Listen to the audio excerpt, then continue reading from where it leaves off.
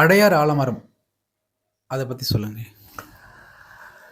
அடையாறு ஆலமரம் 1980களில் வந்து ஒரு பெரிய புயல் காற்று அடித்தது. அதில் வந்து அதனுடைய தாய்மரம் வந்து சாஞ்சிடுச்சு. அந்த ஆலமரத்துக்கு கீழே வந்து தியோசபிக்கல் சொசைட்டியில் இருக்க அந்த அடையாறு ஆலமரம், அந்த ஆலமரத்துக்கு கீழே வந்து ஜெய் கிருஷ்ணமூர்த்தி ஆகட்டும், லெட்பெட்டர் ஆகட்டும், ஹனிபெசன்ட் ஆகட்டும், இன்னும் பெரிய பெரிய ஆட்கள், பிரதர் ஸ்ரீராம் ஆகட்டும், இன்னும் நிறைய ஆட்கள், நிறைய பேர் அங்கே உட்காந்து விவாதம் பண்ணியிருக்காங்க. உட்காந்து எப்பயுமே தெய்வத்தை பற்றியே பேசிட்டு இருக்காங்க.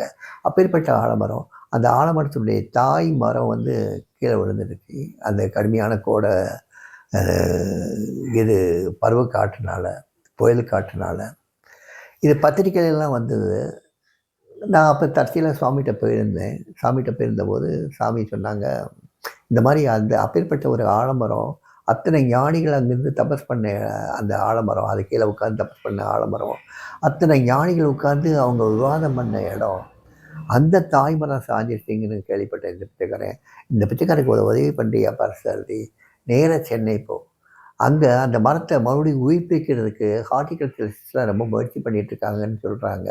நீ போய் அவங்கள பார்த்து அந்த மரம் எப்படி இருக்குது, என்னவா இருக்குது, இப்போ பிழைச்சிக்குமா அப்படின்னு சொல்லி கேட்டு வந்து திருப்பி இந்த பிச்சைக்காரரை வந்து சொல்லிவிட்டு அப்புறம் நீ ஊருக்கு போகலாங்கிறாரு. நான் உடனே புறப்பட்டு வரேன். அங்கே பார்த்தது காலையில் 6 மணிக்கு சாமியை.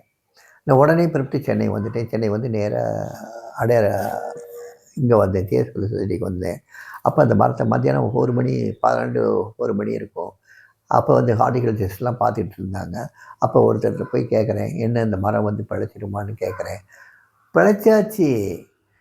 தாய்மரத்தை ஊனி வச்ச உடனே அந்த ஊனி வச்ச மரத்துலேருந்து இந்த பாருங்க தளிர்கள்லாம் வந்துடுச்சு, துளிரெல்லாம் விட்டுருச்சு. பார்த்தீங்களா, மரம் பிழைச்சாச்சு. மரத்துக்கு என்னமோ ஒரு இடைஞ்சலும் கிடையாது, நல்லா ஆயிடுச்சு.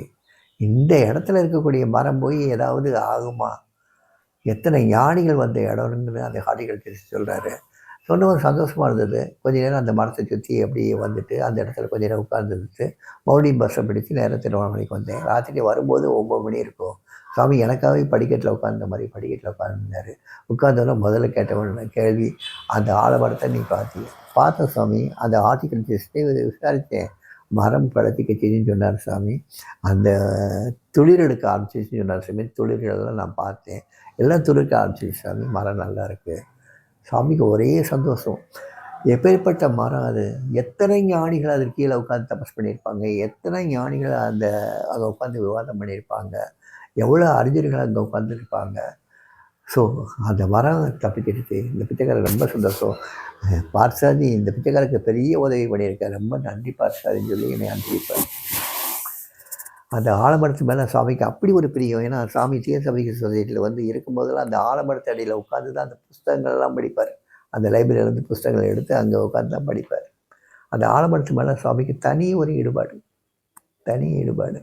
அந்த மரமும் அது பழிச்சதுக்கு காரணம் வந்து ஹார்டிகல்ச்சரிஸ்டுடைய திறமைகளாக இருக்கலாம், வேறு எதாக இருக்கலாம்.